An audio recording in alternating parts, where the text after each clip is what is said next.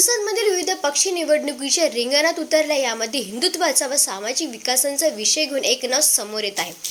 ते म्हणजे महाराष्ट्र नवनिर्माण सेनेचे उमेदवार अश्विन जयस्वाल. अश्विन जयस्वाल हे खूप आधीपासून राजकीय क्षेत्रात हिंदुत्वाचा विकासाच्या मुद्द्यावर घेऊन लढा देत होते व आधी ते नरेंद्र मोदी मिशनचे प्रत्यक्ष सचिव होते.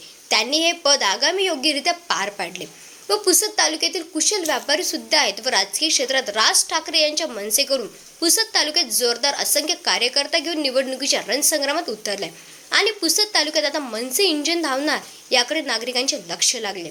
कारण पुसदमधील बहुभाग हिंदू असून येथे हिंदुत्व विचारधारा मोठ्या प्रमाणात आहे व हिंदू समाजाचे हिंदुत्व नेते म्हणून पुसदमध्ये अश्विन जयस्वाल हे सध्या निवडणुकीच्या रिंगणात उभे टाकले.